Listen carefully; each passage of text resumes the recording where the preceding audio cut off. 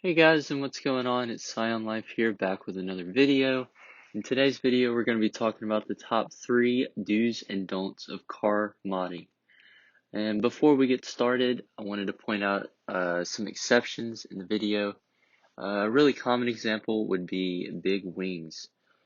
For example, if you have a dedicated track build that has a lot of modding and you only take it to the track, and you race the car, of course, you're going to need a big wing for downforce and for handling in corners. But if you just have a stock Civic, you do not need to put a giant park bench on the back of your car, as it's just going to add drag and reduce your miles per gallon. Also, another important thing to know before starting the video is what kind of build you're wanting to go for. Whether this may be a stance build, a drag build, a track build, a daily, or a drift car, you need to know how you want to build your car before you start with your modifications. Now, without further ado, let's get on with the video.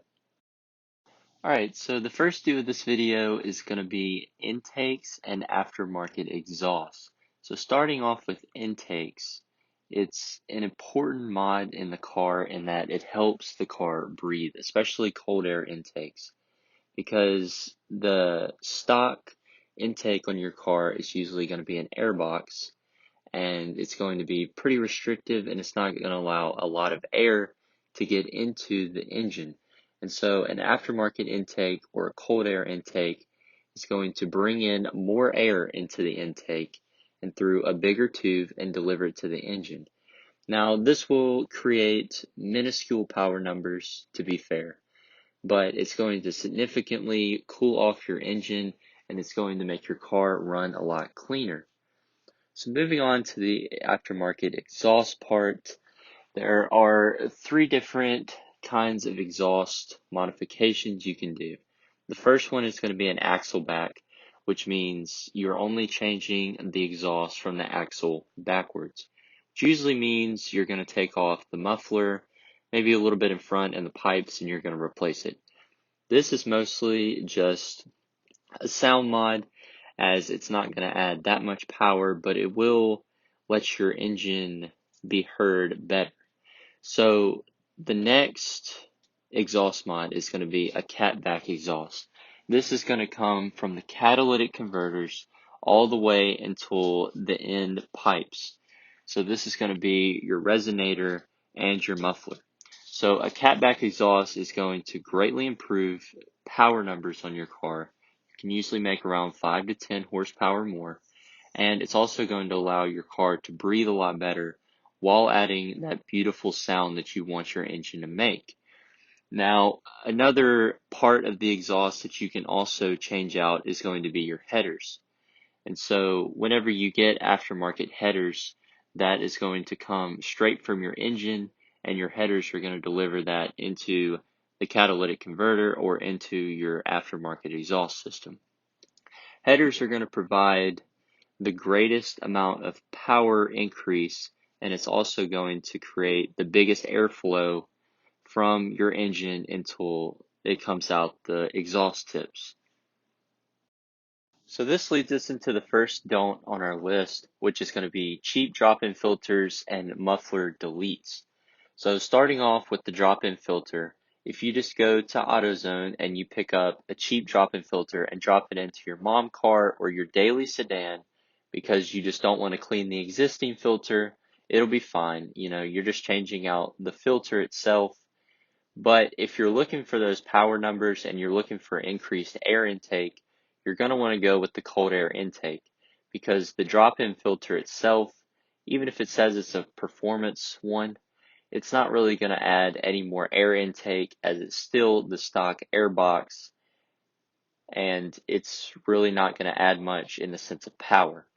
So moving on to the muffler delete portion.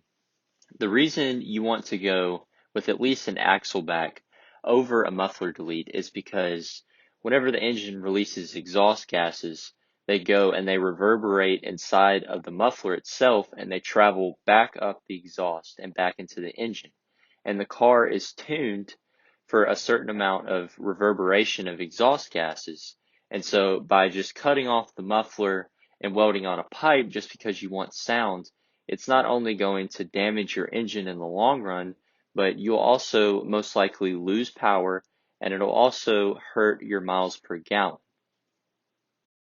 The second due on this list is really where you're going to get your big power numbers from, and this is going to be your aftermarket forced induction kits from established brands. So this is going to be your superchargers, your turbos, and your nitrous kits.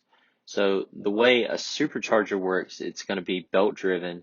It's usually going to sit on top of the motor, and it's going to be attached to the motor by a pulley, and you can turn up the boost on this and make different power numbers on it. This differs from a turbocharger, as a turbocharger usually sits to the side of the engine, and it's going to have an intake, and the turbocharger is going to be based on the amount of air intake that gets into the turbo, spins the turbine, and then pushes more air into the engine, creating more power. Finally, with the nitrous kit, the way that this is going to work is the nitrous will spray in the nitrous oxide into the engine, and the combustion from the heat inside of the motor, it's going to separate the oxygen from the nitrogen, and the extra oxygen is what's going to provide more air, and it's going to create more power in the combustion. The combustions will be, greater, they'll be bigger, and this will create more better exhaust flow, and that's how you get more power from a nitrous kit. But the reason I say from established brands is that maybe for your specific car, there may be a good brand that makes good turbochargers, but they may not have dabbled into, let's say you own a 350Z, and let's say they just made their first turbo kit for a 350Z. They're not an established 350Z force induction kit company, and so you want to kind of stay away from that company and steer more towards established companies so that you can get reliability, and there will obviously be a lot of reviews and a lot of videos out there that can help you if something does go wrong. So my second don't is going to be more of a piece of advice than anything, and it's going to be to stay away from eBay and Amazon kits that promise power or can give you a chance to be a poser, for example, turbo whistles or fake nitrous bottles. The reason you want to stay away from things like that promise power, such as electric superchargers or performance chips that you plug into your car's USB port and it promises to add 20 or 30 horsepower to it, it's just a big waste of money. You're spending, $50, $60 that you earned, and this is something that is promised to add power to your car, promised to add performance, but it's actually not tested, and this stuff does not work.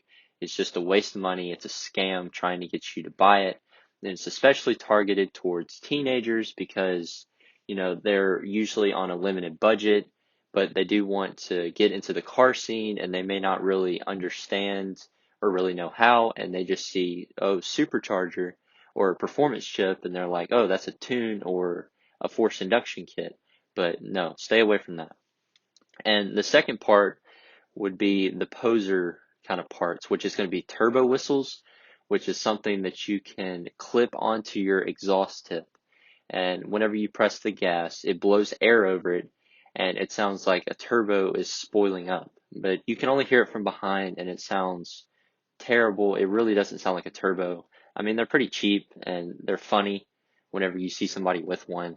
But, I mean, it's not going to do anything, and you just look like a poser or a ricer.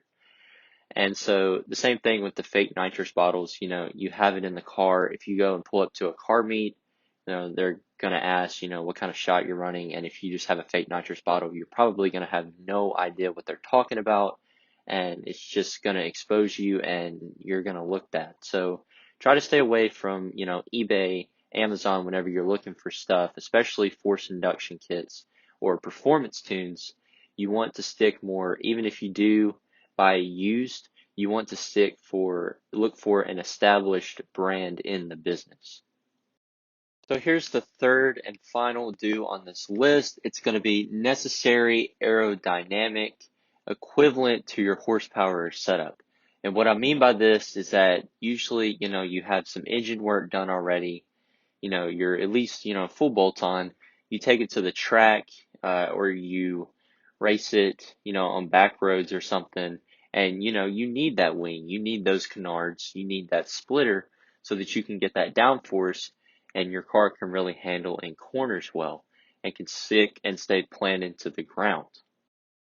But there's also a really fine line with this that leads me into my third don't, which is excessive aero that adds drag on a slow car, or aero for styling if you want to make a performance build. Now, I'm all for, if you want a car show build or a stance build and you want to put canards or a wing because you think it looks good, that's whatever. It's your car. If that's what you want, then do it. But if you're buying a big park bench wing to put on your stock Miata because you think it's going to handle better in the canyons, it's not. It's just going to add drag. It's going to slow your car down tremendously. And same thing with canards. Not really so much splitters because that really adds, especially on rear-wheel drive cars, it adds a lot of, push down, a lot of downforce on the front of the car. But mostly what I'm talking about here for excessive aero is going to be canards and a big wing. So if you don't really have a big power setup and you're not taking it to the track, especially if it's just a daily driver, you don't need this. It's going to add drag tremendously. It's going to hurt your miles per gallon, and all it's going to do is just slow your car down. And if you're looking for a performance build, that's not what you want. So you need to stay away from that and stick to engine mods first, and then move on to aero if you're going to use it on a track or to race in canyons or on mountains or some kind of similar setting to that. So I'm just going to throw this one in as a bonus. I'm going to throw you guys a bone. So the most important thing that you want to take away from this video is that before you do any mods, before you go and check around for purchasing, whether it's just a cold air intake or something as big as a turbocharger, you want to make sure you do research, you check on forums, you watch videos, you do a lot of background checking on reviews on the company, on the product, to make sure it's reliable and it's exactly what you're looking for. Also, let's say you're at a car show and somebody comes up to you and they're like, hey, I've owned this car before. Let's say you have a Civic. And they're like, hey, I've had, this 9th gen Civic before. I had, a big turbo setup on it. This is the turbo that I used. I don't know if you're looking for this, but I really enjoyed the car after I did this. You could just like brush that off like, oh, they're just taking a dig at my car. They're just telling me my car's slow. Or you can kind of take that in, and especially if you're looking for a turbocharger, you can use that and you can go and research that turbocharger and that brand. It kind of helps you narrow down your search. So not only should you just do research online, but you should also go around and ask people who have had similar builds to what you're looking for, because it'll really help you out in the end. All right, and that's going to bring us to the end of the video. Thanks for watching, and I hope you did enjoy the video. Be sure to leave a like and let me know what you thought of this list in the comments down below. If you did enjoy the video, please consider subscribing and following along for more content and videos like this. But for now, this is Scion Life signing out.